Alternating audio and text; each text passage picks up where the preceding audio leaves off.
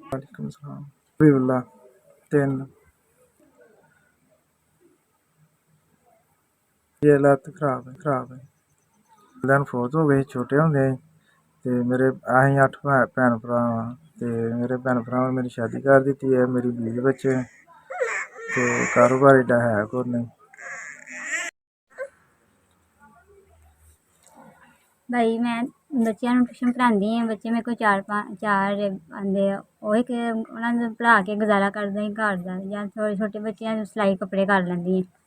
ਬਸ ਇੰਨਾ ਹੀ ਗੁਜ਼ਾਰਾ ਕਿ ਇਹਨਾਂ ਕੰਮ ਨਹੀਂ ਹੁੰਦਾ ਹੈ, ਇਹਨਾਂ ਨੂੰ ਚੱਲ ਫਿਰ ਸਕਦੇ।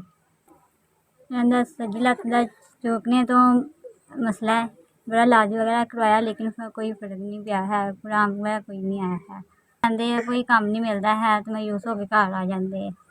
ਜਿਹਦਾ ਬਿੱਲ, ਗੈਸ ਦਾ ਬਿੱਲ, ਘਰ ਦਾ ਨਿਜ਼ਾਮ ਬੜੇ ਮੁਸ਼ਕਿਲ ਚਲਾਈਦਾ ਹੈ। ਕੋਈ ਮਸਲ ਕਾਰੋਬਾਰ ਨਹੀਂ ਹੈ ਤਾਂ ਮੁਸ਼ਕਿਲ ਵਿੱਚ ਮਸਲਾ ਹੈ, ਕੋਈ ਬੜੀ ਤੰਗੀ ਹੈ। ਅਸੀਂ ਕਿਰਾਏ 'ਤੇ ਰਹਿਣ ਦੇ ਹਾਂ ਕਿ ਕਿਰਾਇਆ ਦੇਣਾ ਮੁਸ਼ਕਿਲ ਸਾਨੂੰ ਹੋ ਗਿਆ ਵੀ ਥੱਪ ਲੈਂਦੇ ਹਾਂ ਅਤੇ ਉਹ ਕਰਕੇ ਅਤੇ ਫਿਰ ਘਰ ਦਾ ਗੁਜ਼ਾਰਾ ਚਲਾ ਲਈਦਾ। ਸਾਹਮਣੇ ਕੋਈ ਬਾਈ 7,000 ਮਿਲ ਗਿਆ। ਅੱਲਾ ਤੁਹਾਨੂੰ ਖੁਸ਼ ਰੱਖੇ, ਸਾਡੀ ਮਦਦ ਕੀਤੀ, ਅੱਲਾ ਤੁਹਾਨੂੰ ਖੁਸ਼ ਰੱਖੇ, ਆਬਾਦ ਰੱਖੇ, ਤੰਦਰੁਸਤੀ ਤੁਹਾਨੂੰ ਦੇ। ਮੇਰੇ ਮੀਆਂ ਤੁਸੀਂ ਮਦਦ ਕੀਤੀ, ਸਾਡੀ ਮਦਦ ਕੀਤੀ ਹੈ। ਅੱਲਾ ਤੁਹਾਨੂੰ ਖੁਸ਼ ਆਬਾਦ ਤੌਫੀਕ ਦੇ, ਸਾਨੂੰ ਹੋਰ ਜ਼ਿਆਦਾ ਰੱਬ ਤੁਹਾਨੂੰ ਦੇ।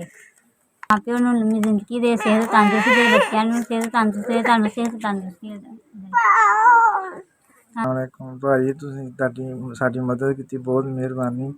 पर अल्लाह ताला तुहानूं खुश रखे, आबाद रखे, तुहाडी औलाद नूं अल्लाह ताला सेहत तंदुरुस्ती अता करे। मैं बहुत खुश होया तुहाडी इमदाद तो, पर अल्लाह ताला खुश रखे।